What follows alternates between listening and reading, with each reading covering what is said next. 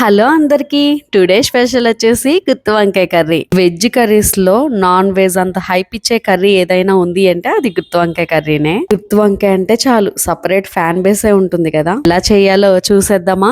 ఈ కర్రీలో పెద్ద టాస్క్ ఏంటంటే వంకాయలన్నీ సమానంగా ఉండేలా చూసుకోవాలి. వాటర్ లో సాల్ట్ వేసుకొని ఒక వంకాయని 4 చీలికల కింద కట్ చేసుకోవాలి. ఇలా కట్ చేసుకున్న వంకాయలన్నీ ఈ వాటర్ లో వేసుకోవాలన్నమాట. కర్రీ వండుతున్నప్పుడు మాత్రమే కట్ చేసుకోండి. ముందు కట్ చేసుకుంటే కలర్ చేంజ్ అయిపోతాయి. కర్రీలోకి ఏమేం కావాలో చూసేద్దామా. పల్లీలు ఒక గుప్పుడు, జీడిపప్పు ఒక 6, ధనియాలు ఒక టేబుల్ స్పూన్, చిన్న టమాటా 1, నువ్వులు 1 స్పూన్, కొత్తిమీర గుప్పుడు, ఉప్పు, కారం ఇంకా ఆనియన్స్ ఒక పెద్దవి ఒక 2 తీసుకున్నాను.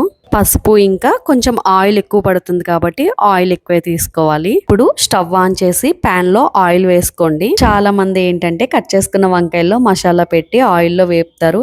అస్సలు అవసరమే లేదండి. ఇట్లా ప్లెయిన్ వంకాయలను కట్ చేసుకున్న వంకాయల్ని ఆయిల్లో మెత్తగా మగ్గించుకుంటే సరిపోతుంది. వంకాయలు ఏంటంటే చాలా ఈజీగా అబ్జర్వ్ చేసేసుకుంటుంది అనమాట మసాలాలన్నిటిని. వంకాయలు మెత్తగా అయ్యేలాగా మగ్గించుకుంటే సరిపోతుంది. ఉప్పు మనం రెడీ చేసుకున్న మసాలాలన్నిటిని కొంచెం దూరగా వేపుకొని దానిని మిక్సీ పట్టుకోవాలన్నమాట. టేస్ట్ కోసం ఆ మాత్రం కష్టపడాలండి.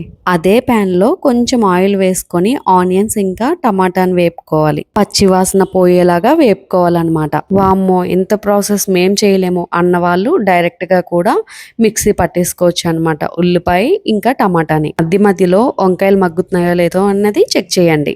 ఉల్లిపాయ టమాటా కూడా మగ్గిపోయింది అనమాట. సో ఈ మొత్తాన్ని మనం మిక్సీ పట్టుకోవాలి. ఈ వంకాయలు కూడా మెత్తగా భలే వచ్చాయి. ఈ మగ్గిన వంకాయలను ఒక ప్యాన్ లో తీసుకోండి. ప్రాసెస్ ఏంట్రా నాయన ఇంత ఎక్కువగా ఉందని అస్సలు అనుకోకండి. కొంచెం ఆయిల్ వేసి పసుపు వేసి మనం గ్రైండ్ చేసిన మసాలాని ఇందులో వేయండి. ఈ మసాలా మొత్తం పచ్చివాసన పోయేలాగా వేపుకోవాలన్నమాట. కలుపుకుంటూ ఉండాలి, లేదంటే అడుగు మొత్తం మాడిపోతుంది. మేమైతే కారం ఎక్కువ తింటాము, అందుకే 2 స్పూన్స్ వేస్తున్నాను. మీరు ఎలా తింటారో కారం చూసుకొని వేసుకోండి. ఇంకా ఇందులో ఎలాంటి మసాలాలు అస్సలు అవసరమే లేదు. ఇది ఉడుకుతున్నప్పుడే స్మెల్ అద్రిపోతుంది.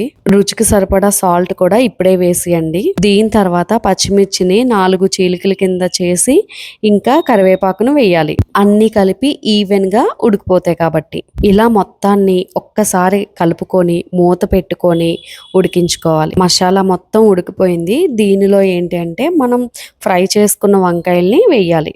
గ్రేవీ ఎక్కువ ఉన్న కర్రీస్ చేసినప్పుడు నాన్ స్టిక్ కళాయిలను వాడండి. ముక్క ఇరుక్కుండా కలుపుకోవడానికి ఈజీగా అవుతుంది. అడుగు కూడా మాడదనమాట. ఆల్మోస్ట్ మొత్తం మగ్గిపోయింది కాబట్టి కొంచెం వాటర్ వేసుకొని మగ్గించుకుంటే సరిపోతుంది. లాస్ట్ లో కొత్తిమీర వేసుకొని స్టవ్ ఆఫ్ చేసి గుత్తి వంకాయ కర్రీని ఎంజాయ్ చేసేయండి. తప్పకుండా ట్రై చేసి కామెంట్ చేయండి.